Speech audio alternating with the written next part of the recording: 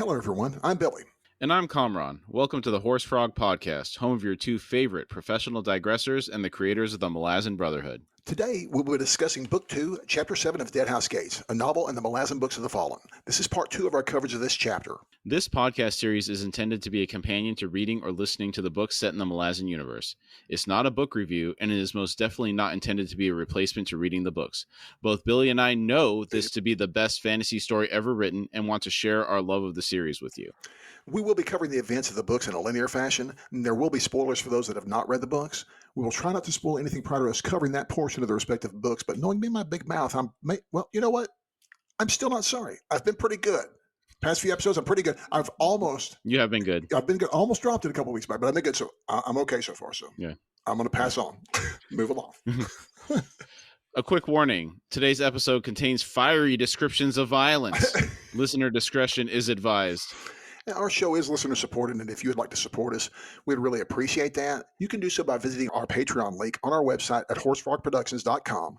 Currently, we're posting ad-free episodes on Patreon weekly. Also, we'd really like to hear from you. Send any feedback or comments to contact@horsefrogproductions.com. We have an addition today. I had some homework due, coming back on the size of the jade statue that Hebrik touched that messed him up. So we had previously stated that according to the CDC in the United States, the circumference of the 50th percentile 18-year-old male index finger is 2.2 inches. And the height of a 50th percentile 18-year-old male is 69.5 inches. So almost 6 feet. I think it's like what does that amount to? Like 9.5 or something like that? Yeah, that's probably right. If the circumference of the jade finger is 300 feet, then the height would be roughly 9,477 feet or 1.8 miles, if my math was done correctly. Good gracious. Holy moly, that's huge. Or huge, as the President Trump used to say. I love that, guys. Huge. There's no H in there. It's just huge. That's amazing, dude. That blows me away. Allegedly, his hands are larger than the 100th percentile. Right? He did make a comment about his hands. I think he did. He probably did. I'm sure he did. He's got a remark about everything. That's a fact. All right. Yeah. So if my math is correct, 1.8 miles. That's a big boy. That's wild. All right. Chapter 7, Part 2. We pick up the chapter where we left off with Felison, Hebrik, and Bodden. The last we had seen, Bodden had to go back and carry Hebrik after he collapsed while carrying the pack with the food in it. Felison had outright refused to help carry the pack upon Bodden's request. The next night, they found the spring an hour before the moon rose. It was at the base of a stone depression. The surface appeared to be gray mud. Bodden went down to its edge, but didn't attempt to retrieve any water from it. After a moment, Felison dropped the food pack from her shoulders and stumbled down to kneel beside him. At least this time she carried the food pack. Right? I was mildly irritated by Felison's disrespect to her elders last week. Yeah, uncalled for. Yes. The gray mud was made of drowned cape moths. Felison reached toward the pool, but Bodden's hand snapped out and grabbed her wrist. Bodden said, "It's fouled, full of cape moth larvae, feeding off the bodies of their parents." Felison thought, "Hood's breath, not more larvae." She said, "Strain the water through a cloth." Bodden shook his head and said, "The larva piss poison. Fill the water with it. Eliminates any competition. It'll be a month before the water's drinkable." She said, "We need it, Bodden." Bodden said, "It'll kill you." She stared down at the gray sludge and thought, "This can't be. We'll die without this." Now, Bodden had warned her about taking that extra sip of water, and now she's really going to pay for it. Yes, she will. Yeah, she is a child, but this behavior in a survival situation is really it's costly to the party. It is. Yeah. You really have to stick together at times like these. Yes, it's quite costly to the party. Hence my irritation with her.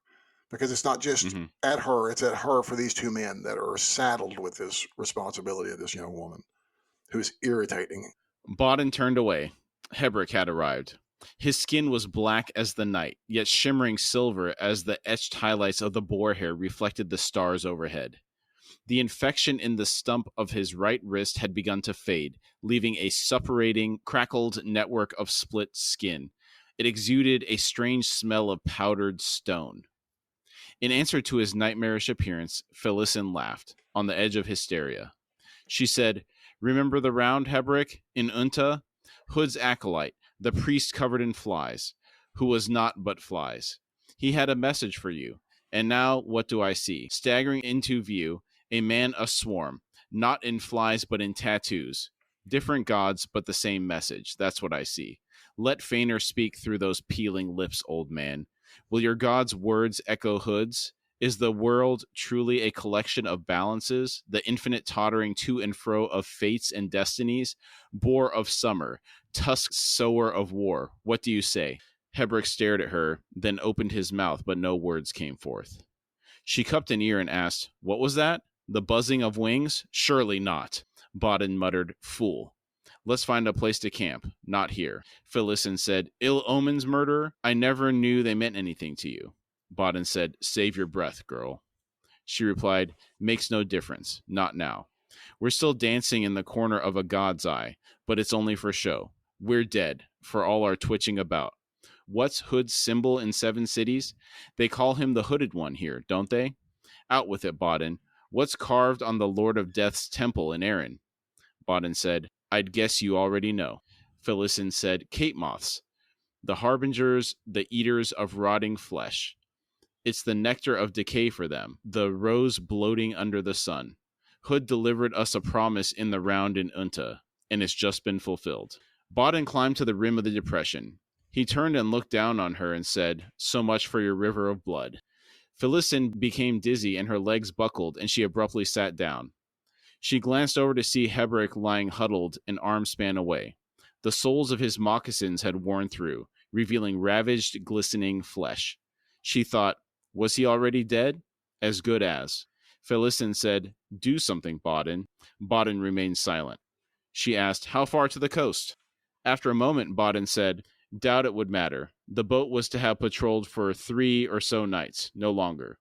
We're at least 4 days from the coast and getting weaker by the hour." She asked, "And the next water?" Bodden said, "About 7 hours walk, maybe like 14, the shape we're in." Felicin snapped, "You seemed spry enough last night, running off to collect Hebrick. You don't seem as parched as us either." He said, "I drink my own piss." Man, this guy is on another level. Yes, he is, man. This reminds me, there's a fun, I'm sorry, I'm going to aside here to Blackadder. They're doing he's trying to impress the queen, Blackadder is, so he's taking a crew to go exploring, and they're really faking it, but they get to the point, they get to the drinking their own water stage, as it were, is what they call it. Mm-hmm. And as they're sitting around looking really awful and rugged and rough, they get to saying, "Well, where's the captain?" He says, "I'm trying to decide whether to divvy this stuff up." He goes, "The captain, no, he's already been drinking his own for weeks." Something about liking the taste, It's like, wow. Or I'm also reminded of Bear Grylls, who did some human water drinking. I was watching some video about the medical effects of this person that was drinking 7 liters of soda every day for like 20 years. Oh. The person that was talking about it described the medical terms where their names came from for diabetes. And apparently it's related to the taste of the urine, whether it tastes sweet or whether it doesn't taste sweet, because depending on whether you're diabetic or not. So like this came from the Middle Ages. It makes sense. I guess they used to taste this stuff. I guess they may have, and they may have smelled it. I don't know if you know this, but you can smell it on some people's breath. The sweetness of breath on a diabetic can be smelled also, if it's bad enough. And it's one of these things. It's not unpleasant. That's the weird thing about it. It's like your breath smells really sweet, and it's like, oh. And if they tell you you've got diabetes, it's like you realize it's what it is. That can lead them to having sweet breath because of the sugar in their blood, I think. Mm-hmm. So yes, apparently it can be very, very sweet or something. It's something with your blood glucose. I do know that. So okay, so this is really diving deep on this urine stuff. Before I transferred up to the Fries in Dallas, where we worked together, I spent several years working at the one down here in Houston. Right. And there was this one lady. I don't remember a lot of customers I had, but this one lady left quite the impression on me. I don't know how this topic came up. I was selling her a computer, and as I was writing up her quote, she started talking about one of her friends who looked really young. And this woman was probably late 50s, early 60s. She asked, "Do you want to know what her secret is?" I know what the secret is. And I was like, okay. I know Hold on. it's. You can tell me. I'm going to tell you. I'm going to confirm it with you because I've heard this. I think. She wouldn't tell me verbally. She wrote it down on a piece of paper. She wrote down urine therapy. Yeah. This is like one of the few people I remember selling a computer to. Yeah, that'll stand out, won't it? Yes. I've heard that rumor somewhere long ago about Elvis doing this to maintain his looks. Okay. Washing oneself with, is that what you're meaning? Is that what you're implying from this? I've heard washing one's face with their I own. didn't really delve too far into the topic with Exactly. her on this. Exactly. But I've heard this about him doing this. So I knew it's strange when you said that. I knew exactly what you're talking about. Why do I know that? I know why Yeah. I know that. My late wife, that's her knowledge. That's weird knowledge she imparted to me. So Interesting. is Elvis. Shall we move along from Yes, please. the urine deep dive? Please. All right. Please. Enough number ones, please. We're not going to number 2, Billy. No. Let's just keep going move with the along. story. Move along, sir. We are higher brow than that, sir. I can't believe we went that low. Sorry. It was very medical conversation, you're right. Billy. That's correct. That is correct. We kept it high level. We right? kept it clinical. We didn't go in the gutters. Yep. Oh, good gracious. Felicin asked, "You what?" Bodden grunted, "You heard me." Felicin thought for a moment, then said, "Not a good enough answer. And don't tell me you're eating your own shit, too. It still would explain things. Have you made a pact with some god, Bodden?" Bodden said, "You think doing something like that's a simple task? Hey, Queen of Dreams, save me and I'll serve you. Tell me, how many of your prayers have been answered? Besides, I ain't got faith in anything but me." Felicin asked, "So you haven't given up yet?" She thought Bodden wouldn't answer, but after a long minute in which she began to sink into herself, he startled her awake with a blunt no. He removed his pack, then skidded back down the slope. Something in his movements filled her with sudden dread. She thought, calls me plump, eyes me like a piece of flesh, not to use like Benneth did, but more as if he's eyeing his next meal. Her heart hammered as she watched for the first move, a hungry flash in his small, bestial eyes. I don't think he looks like he's hungry. I think he's looking with her with contempt. Well, I think she's looking for signs that he would be looking at her. Yes, I agree. With hunger in his eyes in this case. I agree. And yeah, the contempt thing I get because he's doing all this stuff and she's just so vile. Yes. Again, she's obviously the victim of this situation and she's lashing out. But just factually, she's being really rude to these two that have done a lot for her. They laid their lives on the line for her. Yeah. And she thinks she's done it for them. It's like, no. I think it started out that way, maybe. Like on the boat. I think on the boat there, I think it did. She did think that they were getting some benefit from what was going on with Benneth, right? She supposedly got Haboric off of that harsher detail and got him into right, and then the food. They were supposedly getting food too, which Bowden just. Or I think in the previous chapter or the one before, yes, right after the escape said no. It was. I guess it was last week. That wasn't actually happening. Yeah, that wasn't happening. That wasn't happening. She got into top soil. But the important thing is she thought it was happening. Yes, and they let her think it. Yeah. So that's kind of partially their fault in that aspect as well. So yeah, nobody's perfectly clean here. No, they're all dirty. Instead, Bodden crouched down beside Hebrig and pulled him onto his back. He leaned close to listen for breath, then sat back inside. Felicin asked, "He's dead? You do the skinning. I won't eat tattooed skin no matter how hungry I am." Bodden glanced at her momentarily, but said nothing and returned his attention to Hebrig. Felicin said, "Tell me what you're doing." Bodden said, "He lives, and that alone may save us. How far you fall, girl, matters nothing to me. Just keep your thoughts to yourself." I think it's interesting that she was the one who was afraid of being eaten, but she was the first to suggest cannibalism verbally. Yeah. And based on Bodden's response, I don't think he was thinking of cannibalism at all. And would you attribute this behavior from Felicin to projection on her part? Yes, absolutely. I think that no matter how ruthless Bodden is, cannibalism seems to be a line he's not yet willing to cross or even to think about because this guy's still alive.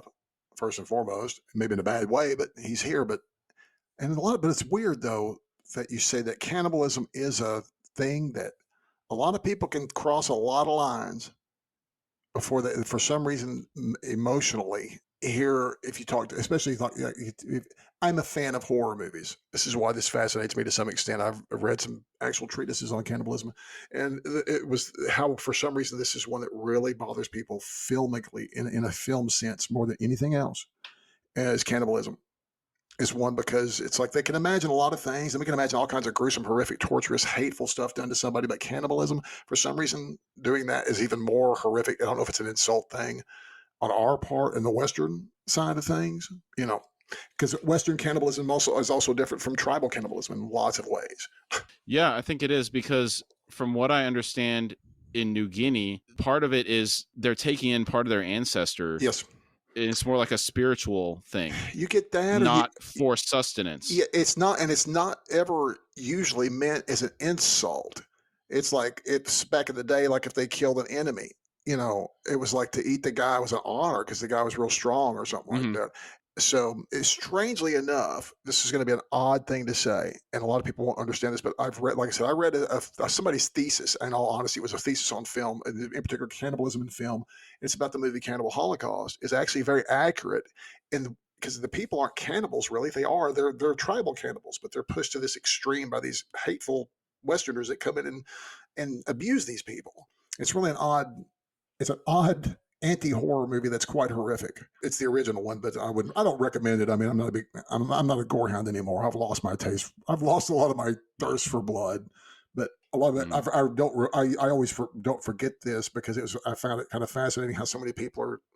It's just one of these things. It's like, oh, when you watch a horror movie, if it's even hinted at, most people see the movie more horrifically and are more troubled by it, even though it may gloss over it. It's very troubling for folks. There are certain mechanisms built into us that I think cannibalism falls within that. So, for example, there are mechanisms that prevent us from being attracted to our own family members for procreation purposes, to prevent inbreeding, right? And so I think this would fall within that category potentially. Yes. I'm just going out on a limb here. I don't know factually if that's true, but I suspect it is, because you shouldn't be eating your own species, probably.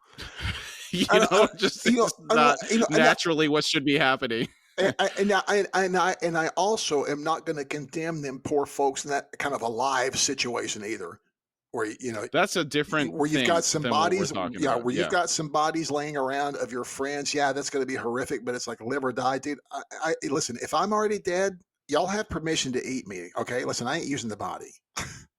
Yeah, but in that scenario, they're starving to death. Yes, there's no other nutrition options. Yes, they're not choosing to go out and instead of having McDonald's, have sweetbreads like Hannibal Lecter, or whatever. It's not like we're having a great time doing this. It's like, man, we got to eat one of our buddies who's already dead, but it's like, good gracious, we're starving. It's like we're down to this, and it's like, I'm not condemning that. Yes, I can't imagine what it's like to live through something like that, having done that. I'm sure their conscience condemns them enough as it is when it shouldn't. Okay. Yeah, speaking of just horrendous scenes, the Hannibal movie at the end with Ray Liotta, where he cracks his skull open and he's still alive, and you know why that's so great? It's not just that it's not the material, it's not all the actor, but I mean, I love Anthony Hopkins. I'm still miffed that it's not Brian Cox, because I do love Brian Cox, but Ridley Scott is such a great director. Is he not? That's a great Ridley Scott movie. Yeah, it's good. I wish they hadn't switched out Jodie Foster. What's her name? I can't remember her name. You kept Anthony Hopkins. Yeah. I guess Jodie Foster probably wasn't interested in it. They couldn't get her for it. But to me, the continuity would have been really important there. Oh, yeah. Because I love the woman that replaced her, but she wasn't the original. So, yeah. All right. Moving along. Felicin watched Bodden peel Hebrick's rotting clothing away. The tattoos beneath were revealed. Bodden was looking for something. Felicin said, "A raised nape, the ends pulled down and almost touching. Almost a circle. It surrounds a pair of tusks." Bodden's eyes narrowed on her.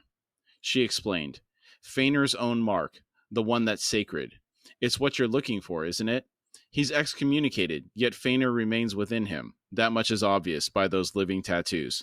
Bodden asked, "And the mark? How did you come to know such things?" Felicin said, "A lie I spun for Benneth. I needed Hebrick to support it.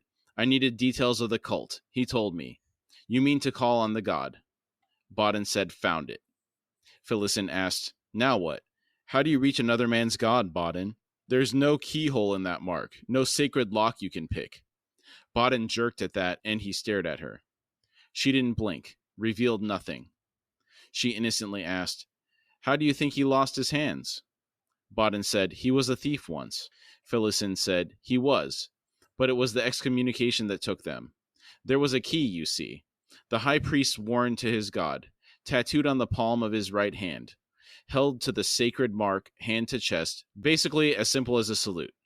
I spent days healing from Benneth's beating, and Heberick talked, told me so many things. I should have forgotten all of it, you know, drinking Durhang tea by the gallon, but that brew just dissolved the surface, that filter that says what's important, what isn't. His words poured in unobstructed and stayed. You can't do it, Bodden. Bodden raised Heberick's right forearm and studied the glistening stump in the growing light. Phillison said, you can never go back. The priesthood made sure of that. He isn't what he was, and that's that. With a silent snarl, Bodden pulled the forearm around to push the stump against the sacred mark. The air screamed. The sound battered them, flung them both down to scrabble, claw mindlessly dig into the rock, away from the pain. There was such agony in that shriek. It descended like fire, darkening the sky overhead, spreading hairline fissures through the bedrock, the cracks spreading outward from under Heberick's motionless body. Blood streamed from her ears as Phillison tried to crawl away, up the trembling slope. Heberick's tattoos had blossomed out from his body and turned into fissures in the stone that swept under her. The rock was slick and greasy under her palms. Everything had begun to shake. Even the sky seemed to twist. The scream was unending. Rage and unbearable pain meshed together. Something struck the ground. The bedrock under her shuddered and threw her upward. She came back down hard on one elbow. The bones of her arms shivered like the blade of a sword. The glare of the sun dimmed as Phillison fought for air. Her wide eyes caught a glimpse of something beyond the basin. Two-toed, a fur-snarled hoof, too large for her to fully grasp, rising up, pulled skyward into a midnight gloom. The tattoo had leapt from stone to the air itself, a woad-stained web growing in crazed, jerking blots, snapping outward in all directions. She could not breathe. Her lungs burned. She was dying, sucked airless into the void that was a god's scream. That was really intense. Not exactly what they were expecting. No, I take it. Yeah, it's extremely intense. It's so short too, and I'm like, yeah, I was expecting something. Even though I kind of expecting this, I kind of forget that this is coming until it happens. I was expecting something more subtle until it's like, oh yeah, that's right. Mm-hmm. Wow, that's pretty. It's a big deal. Yeah. The visuals of that massive hoof would be neat to see as well. Yes, and again, I think that the royal we, sorry, have mentioned numerous times the visual sweep of Erikson's writing, and I can always see every bit of his scenes in my head really clearly. And I'm used to a great deal of writers that I have loved and love still immensely. But a lot of times when they're talking and things happen until things happen, do you feel that the characters sometimes exist in a vacuum? Does that make sense to you what I'm talking about? Like they don't feel connected to the world sometimes, even though they're in the world. People are just talking around this world. In Erikson's world, when they're in the world, I feel it's always there. Yeah. So I think it comes down to the way the world is constructed and whether it feels lived in. Okay. I guess that's all. I guess that's how all it is. So here's some other example. Dune, which is also an amazing book. Yes. Think about it feels the same. Arrakis. It feels the same. Yeah. Right. Arrakis has that vibe to me. A little bit more lighthearted. The Harry Potter series. Okay. I've not been. I've not read them, but I'm looking forward to playing this video game about Hogwarts. If that helps you. So. Oh, Hogwarts Legacy. Yeah, it looks like it's a pretty good game. Okay. Okay. That witch and wizarding world also feels lived in by those characters. Right. I think you bring up a good point. So part of it might be the fact that when Erikson talks about having to paint a fantasy world, you have to introduce concepts to people. If he was explaining our world, it's simple. They go to Paris. You don't have to describe Paris. Everybody knows what Paris looks like, right? Yeah. But if he talks about going to Darujistan, We have to paint the picture Yeah. of the city of the blue lights with the rooftops, with the thieves' highways, and all this kind of stuff. It's next to a lake, and there's walls, and there's the estate district, and the high gallows hill, all this stuff, right? Yeah. If you're in a fantasy realm and they don't do a good job of fleshing out these areas, I could see how all you have is the characters to go off of. Yeah. Because the world itself doesn't play as large of a part. It's more of a character-driven story. And most things are, but this is what to me makes his character driving so much more important. Is his world makes his characters more believable, more real. Mm-hmm. If I guess it's what it, as it were. They are way more real. Yeah. But yeah, great scene. It's an amazing Definitely. scene. Felicin heard sudden silence out beyond the ringing echoes in her skull. Air flooded her, cold and bitter, yet sweeter than anything she had known. Felicin coughed and spat bile as she pushed herself onto her hands and knees, then shakily raised her head.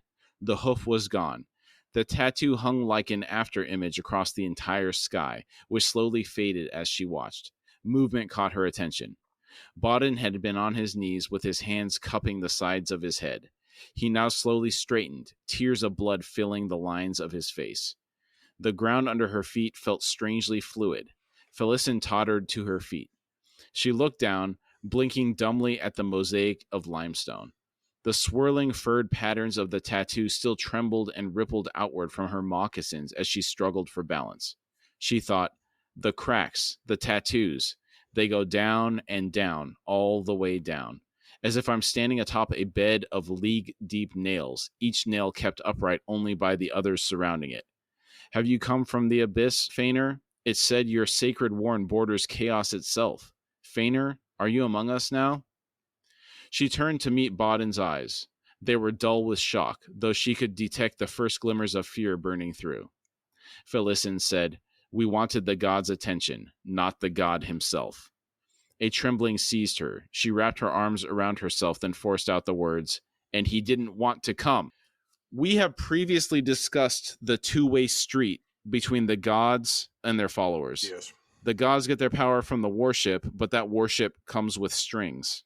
Yeah, and we've heard this a lot, but this just seems to be the most direct influence we've yet seen, isn't it? Perrin forcing Opon into Dragnapur is the only other instance I can think of where, and he's not really a follower. He had chance to draw upon, but he's still it's almost the similar same concept. Thing. Yeah, very similar concept. Okay, nice. So that's 2 in 2 books.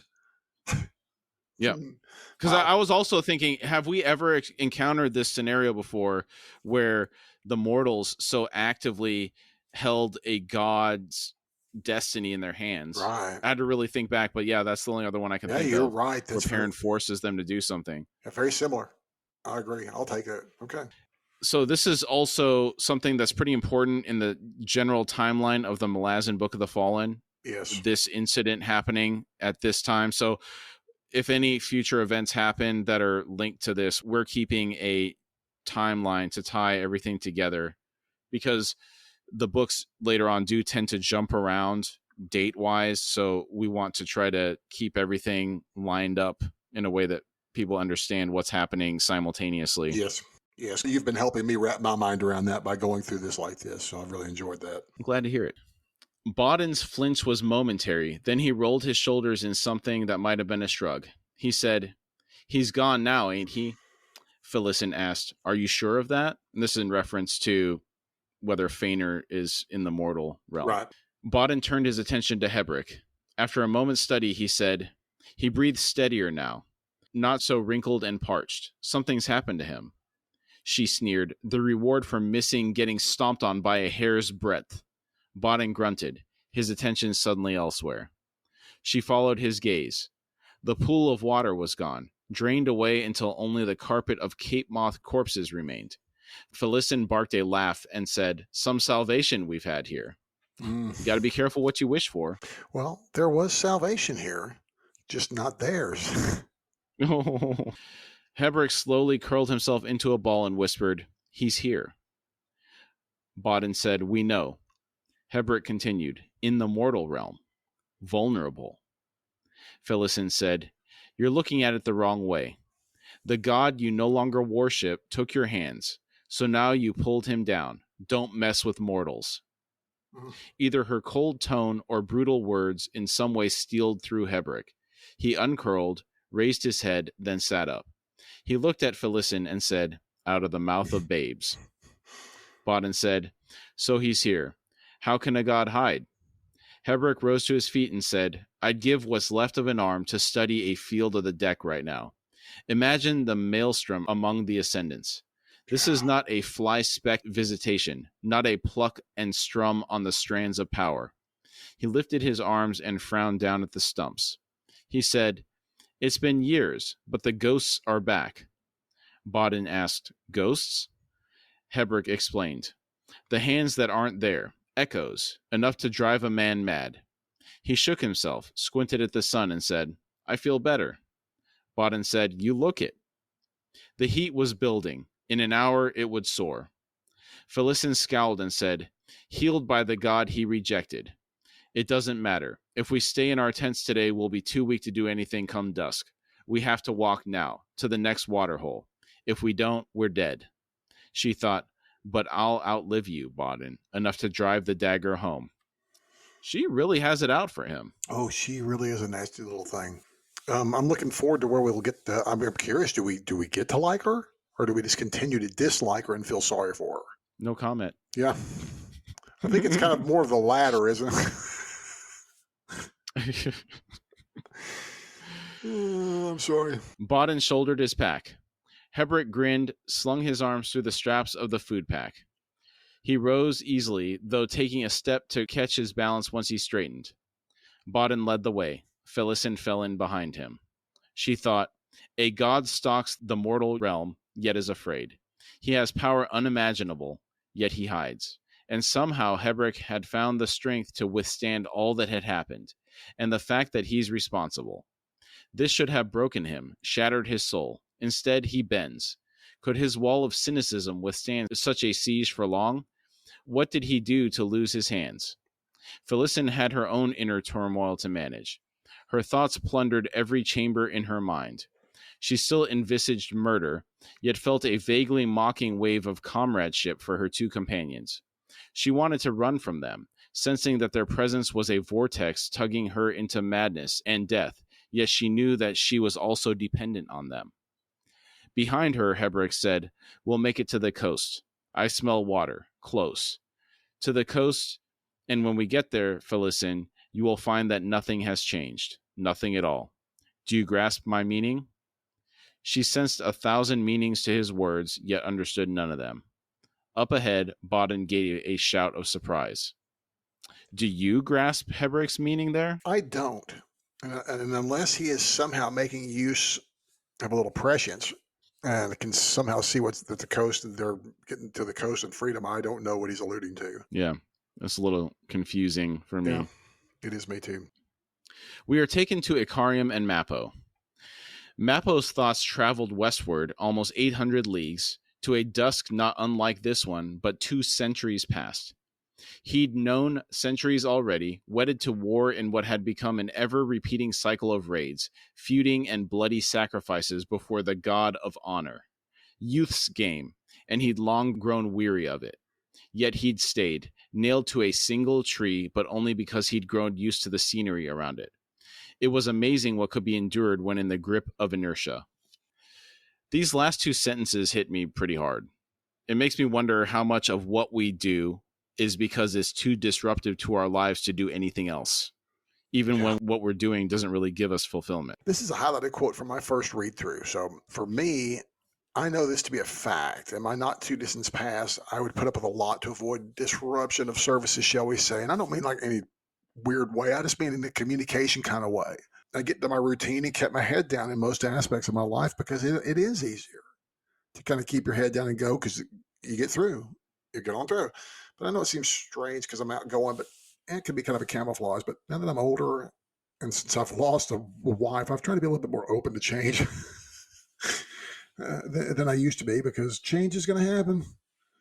But I do know for a fact as we get older, most people do not like it. Mm-hmm. And it's a lot about a convenience. It's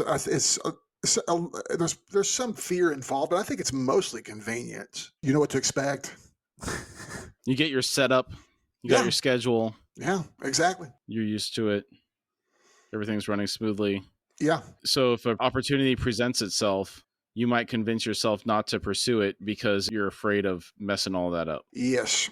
And that's a very big possibility as well. And like I said, I'm trying to be more open. Mm. This is a lot more open. Hey, doing something like this is a really big open thing for me. So Yeah. But I mean, you're a podcaster now. You've been doing this for a year and a half. that's true. Wow, it's weird. We're actually coming up on a 1-year anniversary for the Malazan launch. I think it was mid-October, October 14th or something like that. So when we record either the next one or the one after that, that's going to be our anniversary episode of the Malazan stuff. Right. So you've been doing this long enough to legitimately say, I am a podcaster. I am a podcaster, sir. I am a podcaster, sir. Mappo had reached a point where anything strange, unfamiliar, was cause for fear. But unlike his brothers and sisters, Mappo could not ride that fear across the full span of his life. For all that, it had taken the horror he now approached to prise him from the tree. He had been young when he walked out of the trader town that was his home. He was caught, like so many of his age back then, in a fevered backlash, rejecting the rotting immobility of the trail towns and the elder warriors who'd become merchants trading in veteran, goats, and sheep, and now relived their fighting paths in the countless taverns and bars. He embraced the wandering ways of old, willingly suffered initiation into one of the backland clans that had retained the traditional lifestyle. His memories remained sharp, and in his mind he once again strode across the plain. The ruins of the trader town where he'd been born were now visible. A month had passed since its destruction. The bodies of the 15,000 slain, those that had not burned in the raging fires, had long since been picked clean by the plain's scavengers. He returned home to bleached bone, fragments of cloth, and heat-shattered brick. The ancient shoulder women of his adopted clan had divined the tale from the flat bones they burned, as the nameless ones had predicted months earlier. While the trail of the towns had become strangers to them all, they were kin. The task that remained was not, however, one of vengeance. This pronouncement silenced the many companions who, like Mappo, had been born in the destroyed town. No, all notions of vengeance must be purged in the one chosen for the task ahead. Thus were the words of the nameless ones, who foresaw this moment. Mappo still did not understand why he had been chosen. He believed he was no different from his fellow warriors.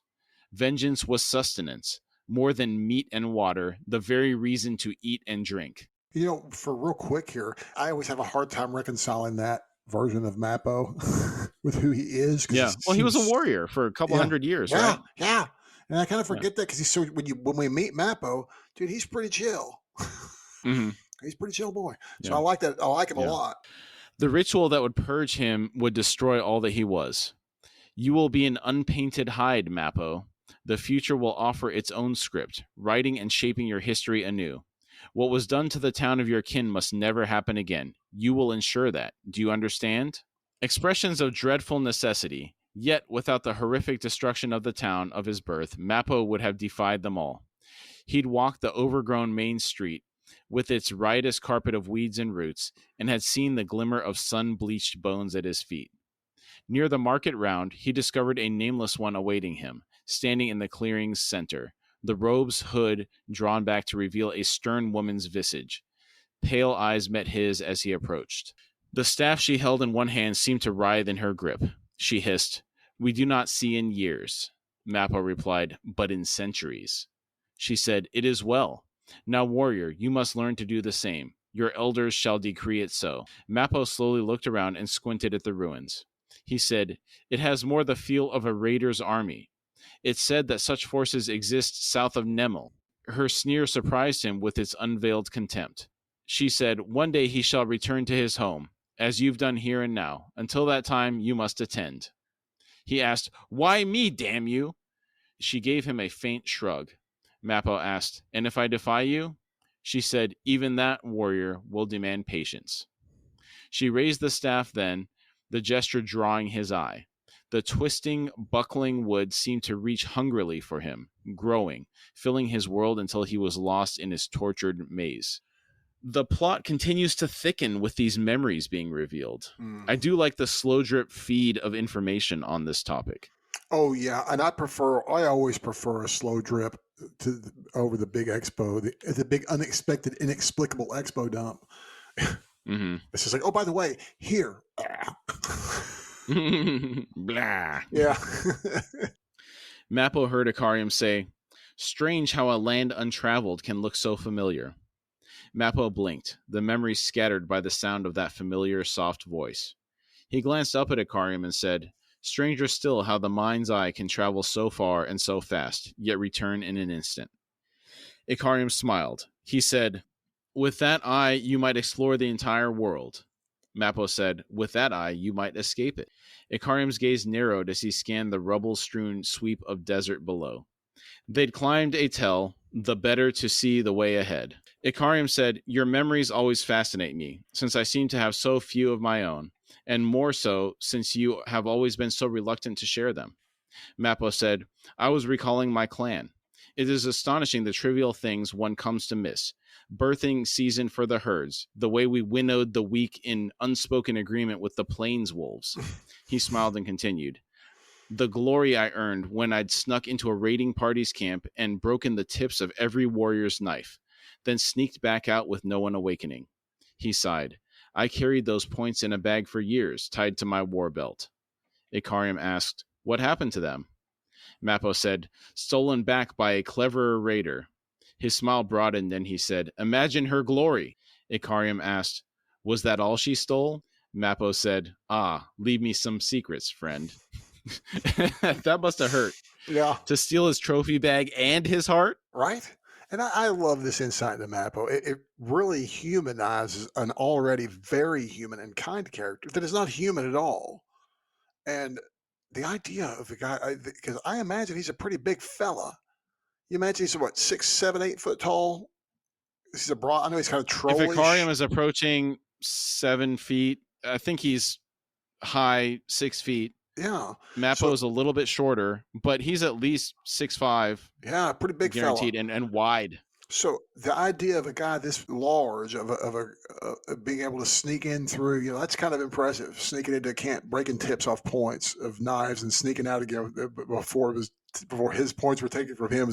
That's pretty cool, dude. Yeah, it kind of has a Spartan vibe to it, doesn't it? Yeah, a little bit. Yeah, you'd also have there's also some of the Native Americans. It's kind of Counting Crow, wasn't it? Okay, that's probably more applicable here. I was thinking how the Spartans, if they stole food and didn't get caught, they were allowed to do it. But if they got caught, there was like severe punishment. Yes, yeah.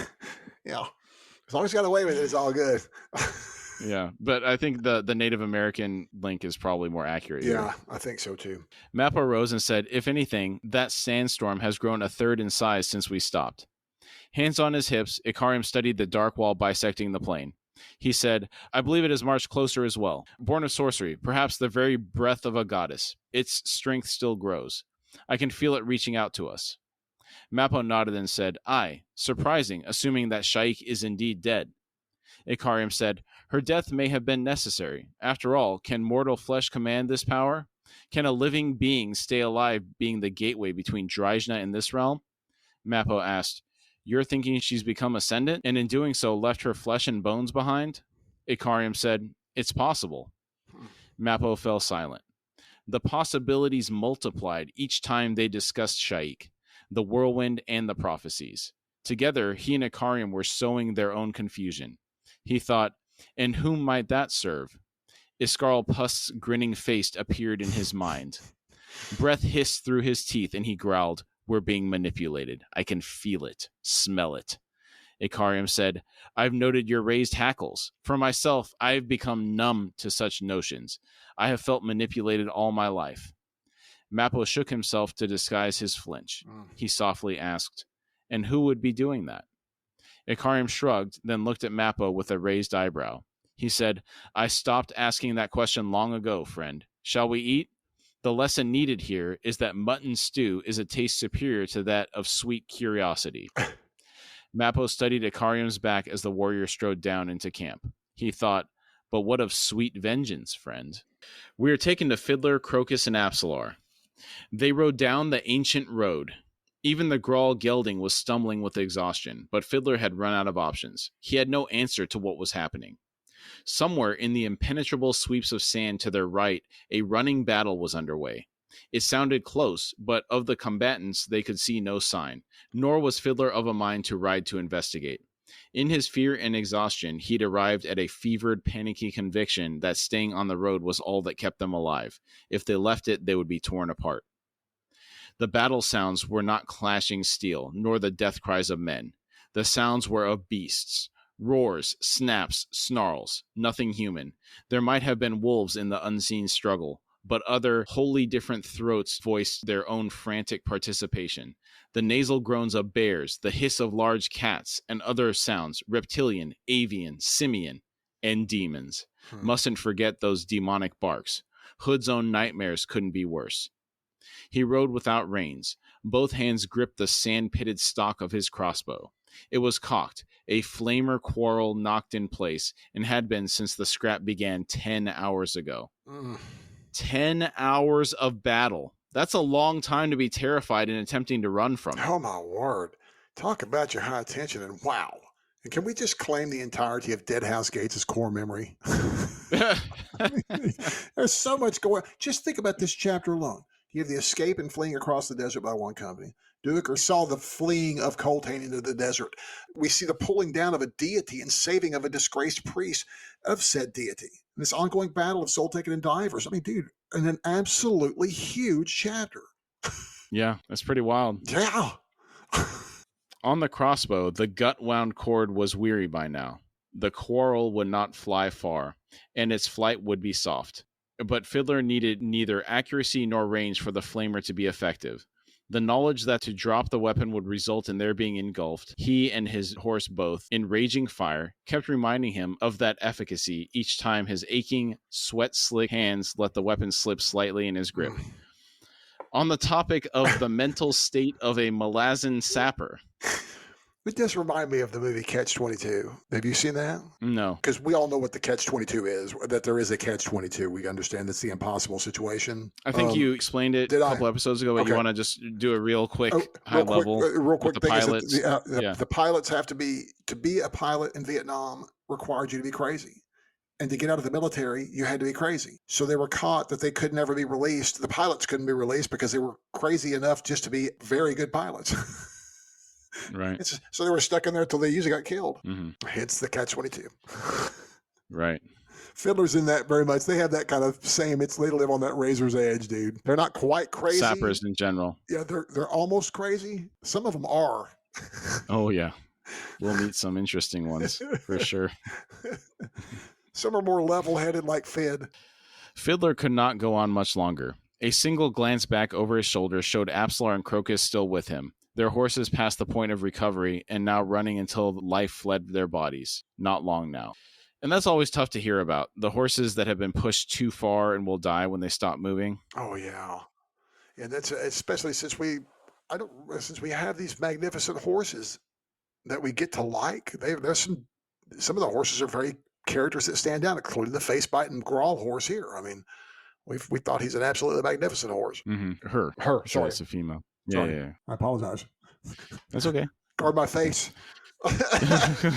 Yeah. You better be careful, Billy. I want to misgender that horse. Right. The Grawl gelding screamed and slewed sideways. Fiddler was suddenly awash in hot liquid. Blinking and cursing, he shook the fluid from his eyes. Blood.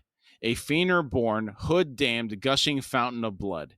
It had shot out from the impenetrable airborne sand.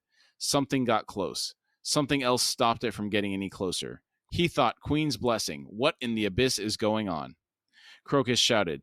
Fiddler looked back in time to see him leap clear of his collapsing mount. The animal's front legs folded under it. He watched the horse's chin strike hard on the cobbles, leaving a smear of blood and froth. It jerked its head clear in one last effort to recover, then rolled, legs kicking in the air a moment before they sagged and fell still. Fiddler gathered the reins and drew his gelding to a halt. He swung the stumbling beast around. He shouted, "Dump the tents," to Crocus, who had regained his feet. Fiddler said, "That's the freshest of the spare mounts. Quickly, damn you." Slumped in her saddle, Apsalar rode close. Through cracked lips, she said, "It's no use. We have to stop." Fiddler snarled and glared out into the biting sheets of sand. The battle was getting closer. Whatever was holding them back was giving ground. He saw a massive shape loom into view, then vanish again. It seemed to have leopards riding its shoulders. Off to one side, 4 hulking shapes appeared, low to the ground and rolling forward, black and silent. Fiddler swung the crossbow around and fired. The bolt struck the ground a half-dozen paces from the 4 beasts. Sheets of flame washed over them. The creatures shrieked. This situation is just too much. It's getting really crazy here. Yeah, but with all the different stuff that's approaching them right now. But it is absolutely amazing to see it from our end and from the reader's point of view. It's just, oh my good gracious. Talk about just thinking about this wall of sand. Yes. And this fever pitch battle going on for 10 hours. That sounds like it's starting to break down not in a good way. Harry. Fiddler spared no time to watch, pulling at random another quarrel from the hardened case strapped to the saddle. He'd only a dozen quarrel-mounted Maranthe munitions to start with. He was now down to 9, and of those only 1 more cusser. He spared a glance as he loaded the quarrel, another flamer, then resumed scanning the wall of heaving sand. Shapes were showing, flashing like grainy ghosts. A dozen dog-sized winged reptiles shuddered into view 20 feet up, rising on a column of air. Isan Thanel, Hood's Breath. These are divers and soul-taken. A huge cape shape swept over the Isan Thanel, engulfing them. Crocus was frantically rummaging in a pack for the short sword he'd purchased in Erlatan. Absalar crouched beside him. Daggers glinted in her hands as she faced down the road. Fiddler was about to shout that the enemy was to her left when he saw what she'd seen. 3 Grawl hunters rode shoulder to shoulder in full charge, less than a dozen horse strides from their position, their lances lowered. These guys just do not quit. No, they are some ruthless sons of guns. Wow. Just like their horses. Yeah. The range was too close for a safe shot. Fiddler could only watch as the warriors closed in. Time seemed to slow down as Fiddler stared, helpless to intervene. A massive bear bolted up from the side of the road, colliding with the Grawl rider on the left. The soul-taken was as big as the horse it pulled down. Its jaws closed sideways around the warrior's waist, between ribs and hips, the canines sinking in almost past the far side. The jaws squeezed, then bile and blood sprayed from the warrior's mouth. Absalar sprang at the other 2 men. She flashed beneath the lance heads, both knives thrusted up and out as she slipped between the horses. Neither Grawl had time to parry. Each blade vanished up and under the ribcage. The one on the left finding a heart, the one on the right rupturing a lung. Then she was past, leaving both weapons behind. A dive and a shoulder roll avoided the lance of a 4th rider Fiddler hadn't seen earlier. In a single fluid motion, Absalar regained her feet and sprang in an astonishing surge of strength, and suddenly sat behind the Grawl, her right arm closing around his throat, her left reaching down over the man's head, 2 fingers sinking deep into each eye, then yanking back in time for the small knife that suddenly appeared in her right hand to slide back across the warrior's exposed throat. Man, she is awesome. Absolutely terrifying to see in action. Yes, true killing machine. And I agree. Absolutely amazing yet terrifying. To dare I say witness. That was great. That was amazing. Fiddler's rapt attention was violently broken by something large and scaled whipping across his face, knocking him from the saddle, sending his crossbow flying from his hands. He struck the road surface in an explosion of pain. Ribs snapped, the shattered ends grinding and tearing as he rolled onto his stomach. Any thoughts of trying to rise were quickly killed as a vicious battle burst into life directly above him. Hands behind his head, Fiddler curled himself tight, willed himself smaller. Bony hooves battered him. Clawed feet scored his chain armor, ravaged his thighs. One sudden push crushed his left ankle, then pivoted on what was left before lifting away. He heard his horse screaming, not in pain, but in terror and rage. The sound of the gelding's hooves connecting with something solid was a momentary flash of satisfaction amidst the pain flooding Fiddler's mind. A huge body thumped to the ground beside him, rolling to press a scaled flank against him. He felt the muscles twitching. The sounds of battle had ceased. Only the moaning wind and hissing sand was left. He tried to sit up but found he could barely lift his head. The scene was one of carnage. Immediately in front of him, within an arm's reach, stood the 4 trembling legs of his gelding. Off to one side lay his crossbow. Flamer gone. The weapon must have discharged when it struck the ground, catapulting the deadly quarrel into the storm. Just ahead, the lung-stabbed Grawl lay coughing blood. Standing over him speculatively was Absalar. A dozen paces past her, the hulking brown back of the soul-taken bear was visible, rippling as it tore at the meat of the horse it had brought down. Crocus stepped into view. He'd found his short sword, but had yet to unsheath it. Fiddler felt a wave of compassion at the expression on the lad's face. Yeah, imagine what Crocus is thinking here. Oh, yeah. This is it. That's what Crocus is thinking. Fiddler reached one arm behind him. His hand found and rested against scaled hide. The twitches had ceased. The bear roared in sudden alarm.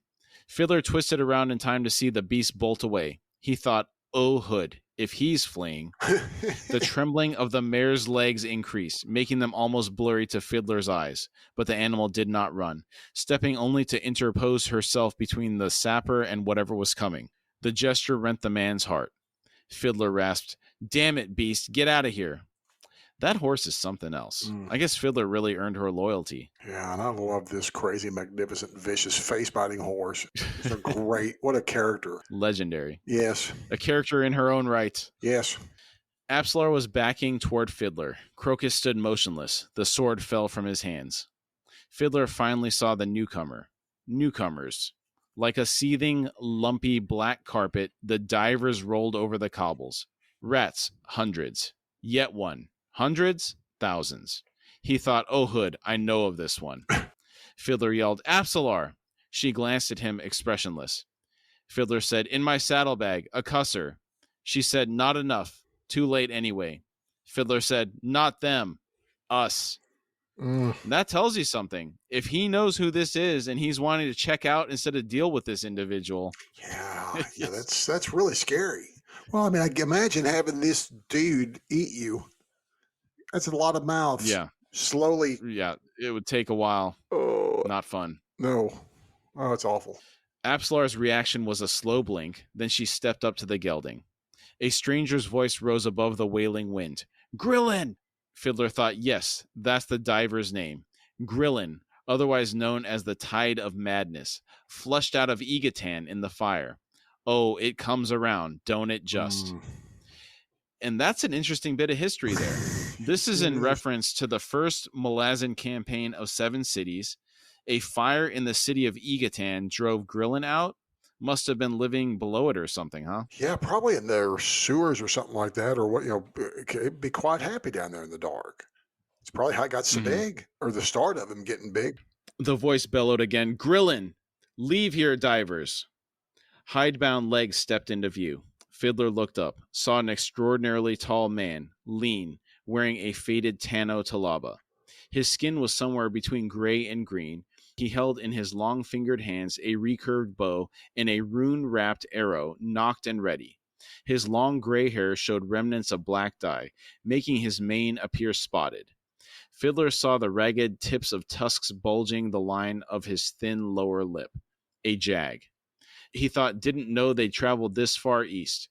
Why in Hood's name that should matter, I don't know.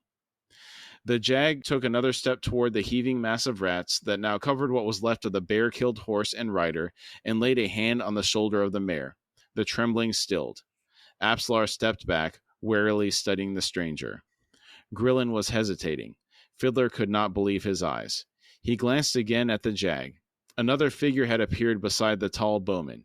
Short and wide as a siege engine, his skin a deep, warm brown, his black hair braided and studded with fetishes. If anything, his canines were bigger than his companions, and looking much sharper. A trell, a jag and a trell.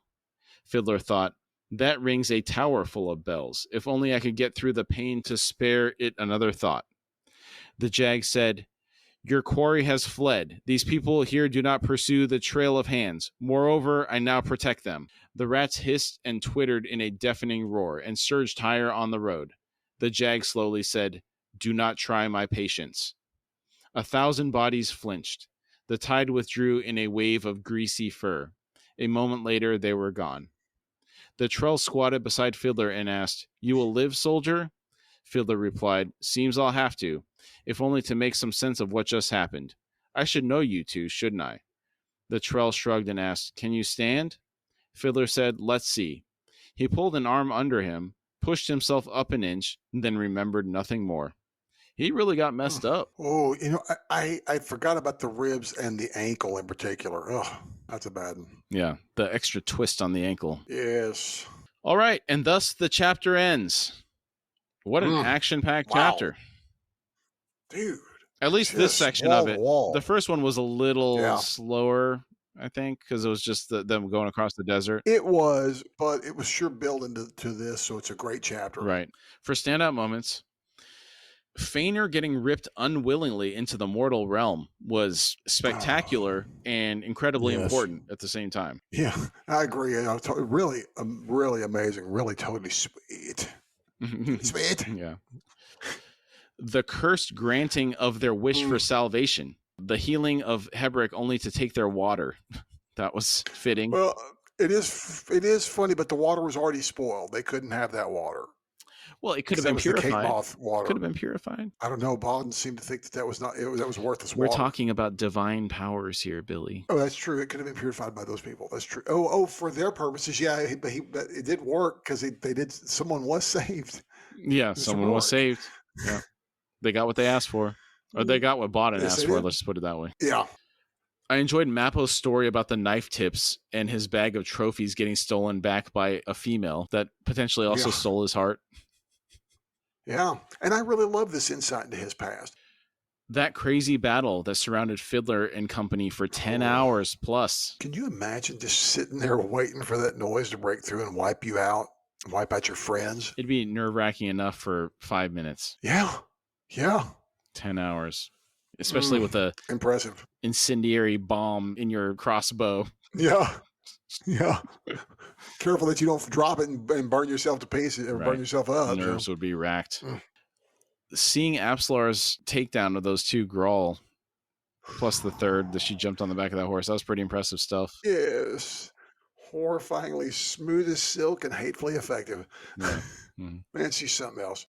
The appearance of Grillin. Yes. That is a truly horrific divers.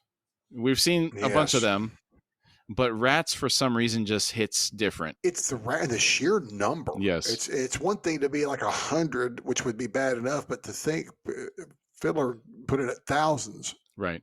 Not thousand, but thousands, plural. That's got to be some powerful fella. Mappo and Akarium helping Fiddler, Crocus, and Apslar out. That was cool to see the convergence of those two storylines. Yes, I very much enjoyed seeing that. So it was kind of unexpected too, because it's like, man, it's just about to get really bad here, isn't it? Yeah. It's like, and then these guys show up to save the day. It's really nice. And then seeing Grillin flinch when Akarium warned him, that was pretty cool. Yeah, I agree. I like that Akarium is enough to put fear in anybody, apparently. Yeah. All right, man. That was an enjoyable chapter. Great job tonight. Great chapter. Yeah. Thank you, sir. Great job. Yeah, really enjoyable. Thanks. Really enjoyable episode. Got any final thoughts before we drop off here? Yeah, just what a wild ride. Great chapter. And while I'm reading this stuff, I get so excited, I hold my breath. I find myself going, oh man, this is so great. It's so great. Yeah. It's such a great episode tonight, though, brother. Great time. Yeah. Always enjoy these episodes with you. Yeah, chapters like this is, especially with that battle just at the end, it's crazy. Yeah, we've had it's so fun. Chapter after chapter after chapter. They've been great. Deadhouse Gates is absolutely, hands down, just amazing. I mean, as much as, and I love Gardens, but for some reason, this time through Deadhouse, I forgot just how action packed this one was. This makes Gardens of the Moon look slow, and Gardens of the Moon is anything but slow. Yeah, which makes me wonder when we get to Memories of Ice. A lot of people prefer that to Deadhouse Gates. I think the general consensus on the polls that I've seen is that Memories of Ice is the more popular of the two, and possibly one of the most popular of all of the 10 books. I get it. Is that Gruntle? Yeah, Gruntle's in it, yeah. Okay. So when we get there, I'm wondering, I can't remember how action-packed it was. I remember a lot of action in it, but I don't remember how dense it was. Let's just put it that way. Yeah, but I don't remember chapter by chapter excitement, because it's all seen as one giant. You're like me. We see this as one giant piece. So until we examine it like we do here, I forget how much happens in a specific part because it all rolls together as one giant piece. which is the joy of having a finished plot. Yeah. I don't think the pace is going to continue as it has this last couple chapters for the rest of Deadhouse Gates, though, because No. there's going to be some stuff that it's going to be difficult topic to get through, and it's not so much action-packed stuff. Yeah. All right. Thanks, everybody. We'll see you next week. Yeah. See y'all next week. We thank you all for joining us today. Again, we really like to thank you for taking the time to be with us, and we've had a really great time talking about the topic today. If you would like to support our show, you can find us at horsefrogproductions.com, where you can find our Patreon link. Depending on the platform you're listening from, it may also be in the episode description. And if you'd like to contact us through email, it's at contact@horsefrogproductions.com.